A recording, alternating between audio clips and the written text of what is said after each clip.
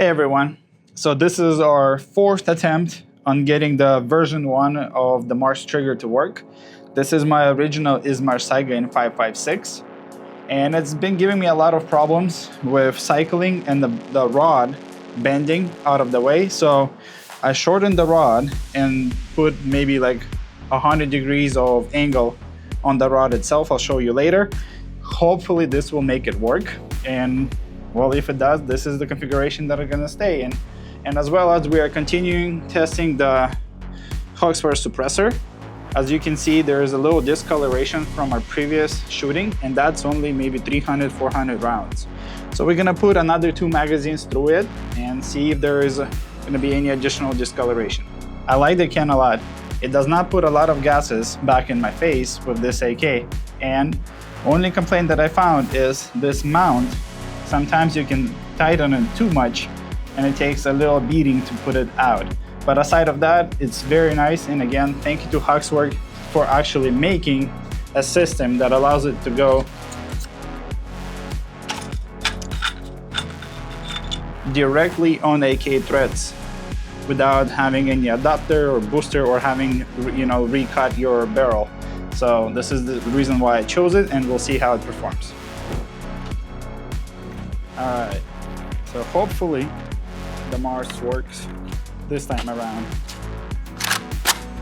If it's not gonna work and bend the rod again, I either just gonna put it back into my crank and keep it there and wait for V2 for this one, or completely skip V2 and wait for the version 3 that will allow you to have the semi FRT in a safe. Because right now, if you put in the V1 into any of your AKs, you're gonna lose that ability to use a semi trigger, unless you're very good with the FRT and you can just control it. But I'd rather have 100% option to have a semi than not have it at all. All right, let's see if it works.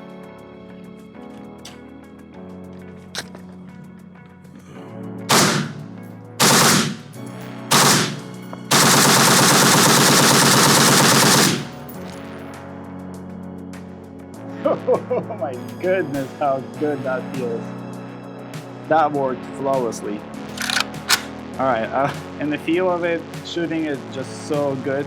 Even though we just shot the AR side by side, this 5.56 AK is so much smoother and so much nicer to shoot. But again, cyclic rate of the fire is a little bit smaller than the AR, but man, that feels so nice. All right, I only have a couple more magazines, but if it works, let's see.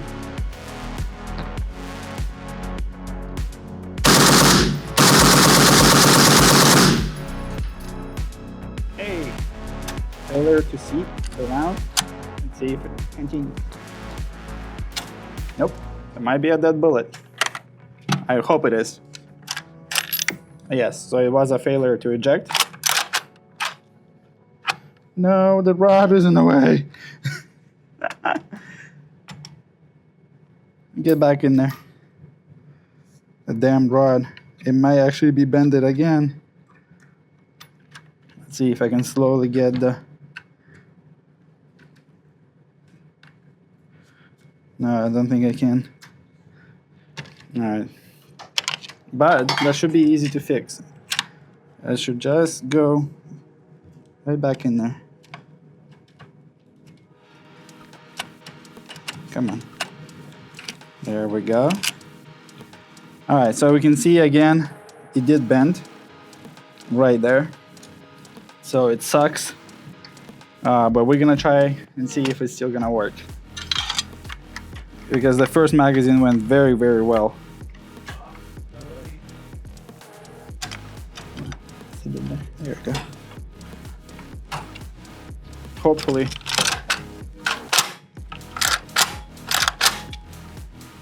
No, it's not.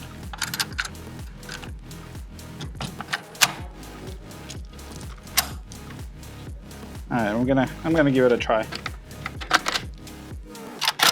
I believe in you, little rod.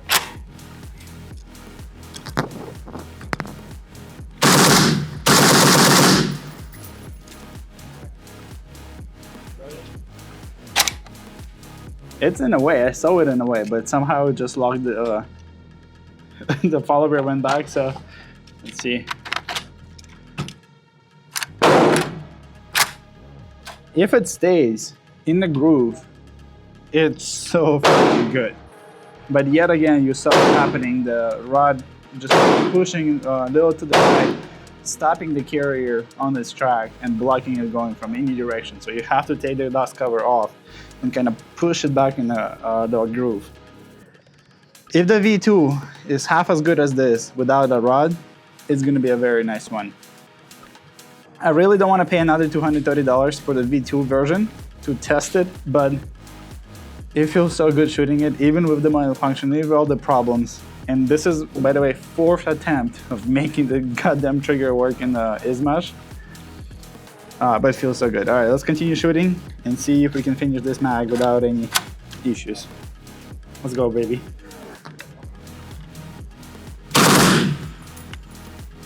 All right, that's not a rod issue. That's just failure to inject.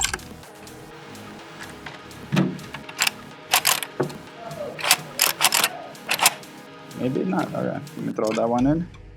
Yeah, it wasn't.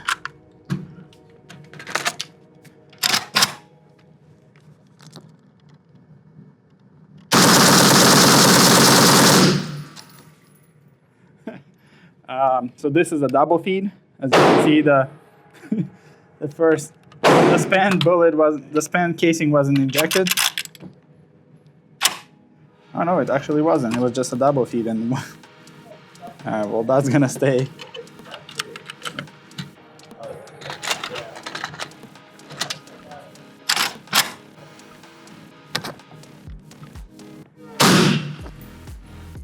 Yeah, I destroyed another one of my bullets. And we're stuck. Yeah, so the rod is in the way, preventing the proper seating of the round, and then that's a live round in there, so we're gonna take that out.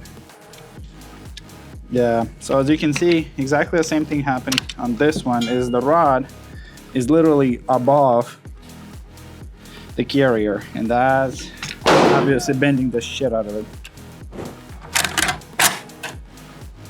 Obviously, this is not ideal. You should not have this in your home defense rifle, or, you know, in any way that anything that is depending on your life. If you want to be safe, do not put that in any of the guns unless it's very, very perfect and you shot a lot of rounds with no malfunctions.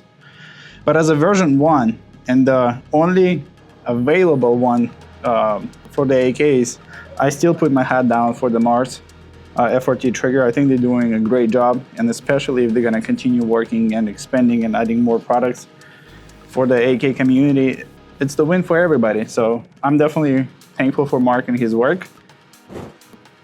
And as always, thank you so much to Main Street Guns and Range for allowing us to shoot and test FRTs and different safety selectors in their ranges without somebody watching your back or telling you not to shoot too fast.